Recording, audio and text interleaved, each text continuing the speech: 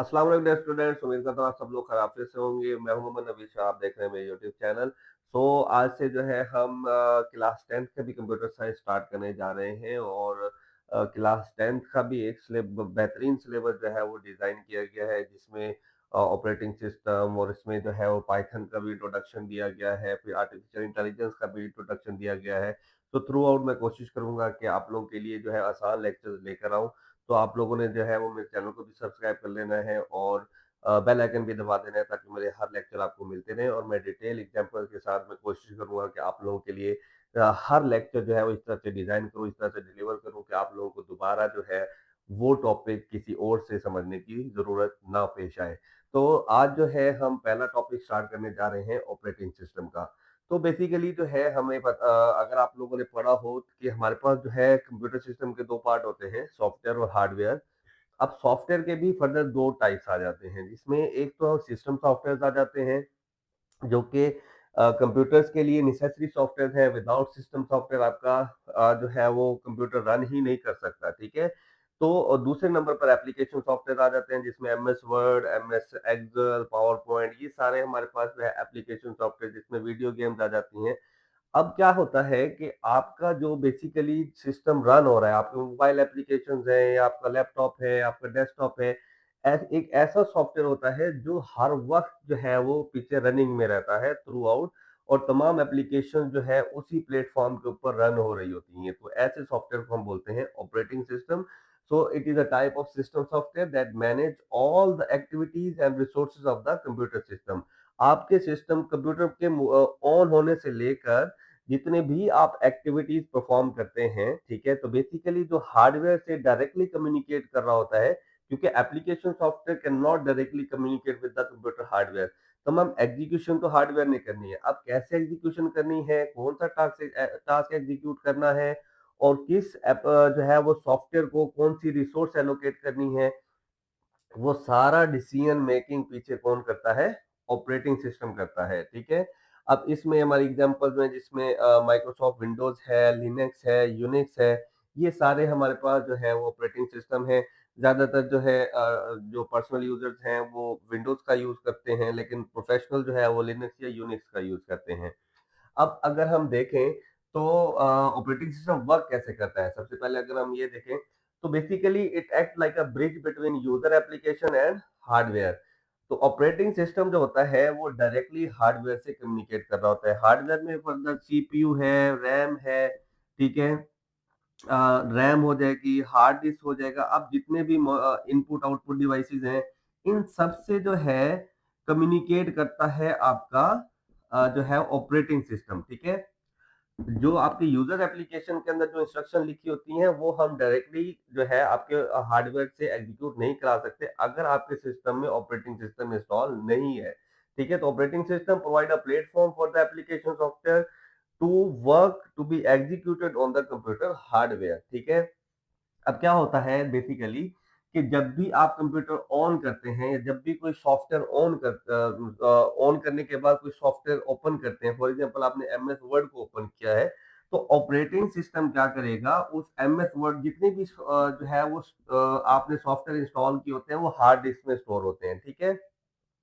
अब जैसे उस आपने डबल क्लिक किया, ऑपरेटिंग सिस्टम को पता चला कि एक आइकन पे डबल क्लिक हुआ है किसी स्पेसिफिक सॉफ्टवेयर के, वो क्या करेगा, उस सॉफ्टवेयर की इन फाइल्स को मतलब हार्ड डिस्क से कम्युनिकेट करेगा, और उन सॉफ्टवेयर की फाइल जहां पर इंस्टॉल स्टोर्ड होंगी वहां से वो उठाएगा और उठाकर लोड कर देगा कंप्यूटर मेमोरी के अंदर, ठीक है, रैम के अंदर, ठीक है।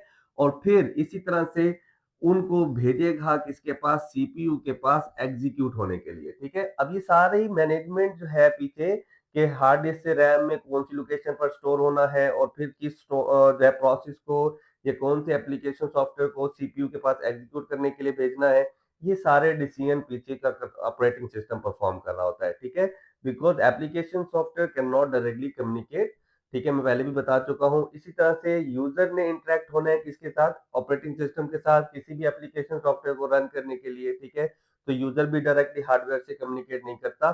तो यूजर ने भी अगर कोई एप्लीकेशन यूज करनी है तो वो पहले डायरेक्टली क्या करेगा, ऑपरेटिंग सिस्टम से कम्युनिकेट करेगा, एंड देन जो है वो मतलब जब भी आप कोई डबल क्लिक करते हैं, कोई इवेंट परफॉर्म करते हैं कीबोर्ड से, माउस से, वो डायरेक्टली ऑपरेटिंग सिस्टम से जो है वो आप कम्युनिकेट कर रहे होते हैं और ऑपरेटिंग सिस्टम आपकी कमांड्स को ट्रांसलेट करके हार्डवेयर को दे रहा होता है, ठीक है? तो it act like a translator भी हम कह सकते हैं कि ये आपकी कमांड्स को ट्रांसलेट करके किसको देता है? हार्डवेयर को देता है और हार्डवेयर से तमाम टास्क जो है वो एग्जीक्यूट करवाता है।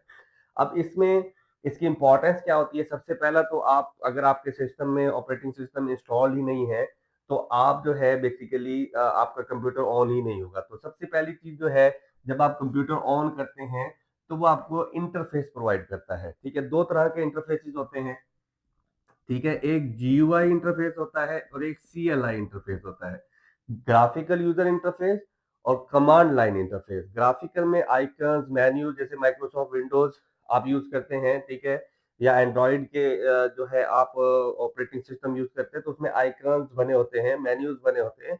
तो ऐसे इंटरफ़ेस को ग्राफिकल यूज़र इंटरफ़ेस बोला जाता है। और कमांड लाइन इंटरफ़ेस के अंदर आपको कमांड्स लिखनी पड़ती हैं और कमांड्स लिखकर आपको जो है वो डिफरेंट टास्क जो है वो परफ़ॉर्म करवाने पड़ते हैं। जैसे माइक्रोसॉफ्ट विंडोज़ के अंदर कमांड प्रॉम्प्ट है, उसके अंदर आप कमांड्स लिखते हैं और टास्क परफ़ॉर्म करने के लिए सिस्टम को देते हैं, ठीक है? तो सबसे पहले वो आपको क्या देगा? इंटरफ़ेस प्रोवाइड करेगा। इसी तरह से मैनेज हार्डवेयर रिसोर्सेज़, ठीक है? हार्डवेयर रिसोर्सेज़ मैंने आपको बताया था जिसमें सीपीयू, रैम, हार्ड डिस्क, ठीक है? तमाम जो है इनको बोला जाता है रिसोर्सेज, ठीक है? तो वो रिसोर्सेज जो है मैनेज करना मतलब कौन सी एप्लीकेशन को रैम में कहाँ पर स्टोर करना है, ठीक है? कौन सी मेमोरी एलोकेट करनी है और किस प्रोग्राम को सीपीयू के पास एग्जीक्यूट करने के लिए भेजना है और किस एप्लीकेशन को इनपुट डिवाइस प्रोवाइड करनी है और किस एप्लीकेशन को आउटपुट डिवाइस एलोकेट करनी है, ये सारे फीचर डिसीजन मेकिंग जो है वो आपका ऑपरेटिंग सिस्टम करता है। इसी तरह से रन एप्लीकेशन जितने भी आपके सॉफ्टवेयर रन होते हैं एप्लीकेशन सॉफ्टवेयर वो इसी प्लेटफॉर्म पे ऑपरेटिंग सिस्टम की मदद से ही रन होते हैं और आखिर में कंट्रोल मेमोरी एंड फाइल्स, ठीक है? आपकी जितनी भी मेमोरी के अंदर डाटा लोड होता है, मैंने अभी बताया कि जब भी आप सॉफ्टवेयर ओपन करते हैं, कोई फाइल ओपन करते हैं, it must first loaded into the RAM. अब रैम के अंदर कौन-सी स्पेस फ्री है और किस स्पेस के अंदर आपको वो सॉफ्टवेयर जो है लोड करना है या फाइल लोड करनी है, वो डिसीजन भी ऑपरेटिंग सिस्टम करता है, ठीक है? जितनी भी फाइल्स आप ओपन करेंगे रैम के अंदर कहाँ पर स्टोर होंगी, वो ऑपरेटिंग सिस्टम मैनेज करता है, ठीक है? इसके फंक्शंस अगर हम देखें, तो सबसे पहले हमारा फंक्शन है मेमोरी मैनेजमेंट, ठीक है? वही मैं अभी बात कर चुका हूँ रैम। तो रैम के अंदर डाटा लोड करना, रैम के अंदर की स्पेस को मैनेज करना कि कौन-सी स्पेस फ्री है, वहाँ पर आपके एप्लीकेशन को स्टोर कराना, ठीक है? उस अब आगे हम इसकी चेक करेंगे कि शेड्यूलिंग और पेजिंग और वर्चुअल मेमोरी वो सारा आगे हम इसको फर्दर डिस्कस करेंगे कि मेमोरी मैनेजमेंट का एक अलग से टॉपिक भी है इस चैप्टर के अंदर। तो उसमें हम देखेंगे कि किस तरह से ऑपरेटिंग सिस्टम मेमोरी को मैनेज करता है। प्रोसेस मैनेजमेंट अब जितने भी अब क्या होता है कि हम बाद एक से ज्यादा सॉफ्टवेयर हमने ओपन किए होते हैं तो हर सॉफ्टवेयर जो आपने एप्लीकेशन प्रोग्राम ओपन की होती है वो एक प्रोसेस के तौर पर जो है वो ट्रीट किया जाता है ऑपरेटिंग सिस्टम के थ्रू हर एक एप्लीकेशन को हम एज अ प्रोसेस के तौर पर लेते हैं, ठीक है? तो अब मल्टीपल अगर एप्लीकेशन आपने जो है वो लोड की हुई है रैम के अंदर तो उनको अलग अलग स्पेस एलोकेट करना और उनको अलग अलग एग्जीक्यूट कराना उसको बेसिकली प्रोसेस मैनेजमेंट बोला जाता है। ये भी टॉपिक आपका आगे मौजूद है। इसी तरह से डिवाइस मैनेजमेंट जिसमें डिफरेंट डिवाइसेज आ जाती हैं। इनपुट डिवाइसेज में कीबोर्ड, माउस, आउटपुट डिवाइसेज में आपका जो है मॉनिटर, प्रिंटर, तो किसको कौन-सी डिवाइस, कौन-सी एप्लीकेशन को एलोकेट करनी है। फॉर एग्जांपल मैं कीबोर्ड से टाइप कर रहा हूँ, तो किस एप्लीकेशन में जा रहा है, तो जिस एप्लीकेशन में वो टाइप हो रहा होता है, फॉर एग्जांपल एमएस वर्ड में मैं कुछ टाइप कर रहा हूँ, तो बेसिकली इनपुट डिवाइस जो कीबोर्ड है, उसका कंट्रोल किसके पास होगा? एमएस वर्ड के पास होगा। तो बेसिकली किस एप्लीकेशन को कौन-सी डिवाइस का कंट्रोल देना है, वो भी हमारा ऑपरेटिंग सिस्टम डिसाइड करता है। फाइल मैनेजमेंट जो आप फाइल कॉपी करते हैं, फाइल क्रिएट करते हैं, फाइल को मूव कराते हैं, डिलीट करते हैं, रीनेम करते हैं, ये सारे टास्क जो है वो आपका ऑपरेटिंग सिस्टम करता है। प्रिंट मैनेजमेंट का टास्क वही करता है और आखिर जो है सिक्योरिटी भी आपके जो है वो डाटा को, आपके एप्लीकेशंस को, आपके पूरे सिस्टम को जो है वो सिक्योरिटी भी प्रोवाइड करता है, जिसमें आप यूजर्स अकाउंट, पासवर्ड लगा सकते हैं, ठीक है? अपने अलग से जो है वो फाइल्स को हाइड कर सकते हैं, फाइल्स को प्रोटेक्ट कर सकते हैं। डिफरेंट सिक्योरिटी फीचर्स होते हैं डिफरेंट ऑपरेटिंग सिस्टम के अंदर। वो डिपेंड करता है कि आप कौन सा सिक्योरिटी फीचर उसका यूज कर रहे होते हैं। तो ये बेसिकली हमारा ऑपरेटिंग सिस्टम होता है। होप सो कि आप लोगों को ऑपरेटिंग सिस्टम का कंसेप्ट समझ आ जाएगा। थ्रू आउट हम इस चैप्टर के अंदर इन सारे फीचर्स को अलग अलग डिस्कस करेंगे कि फंक्शन जो है मेमोरी मैनेजमेंट, प्रोसेस मैनेजमेंट, आपको मज़ीद इसकी जो है वो कांसेप्ट्स क्लियर हो जाएँगे। तो अभी तक के लिए इतना ही, मिलते हैं नेक्स्ट लेक्चर के साथ।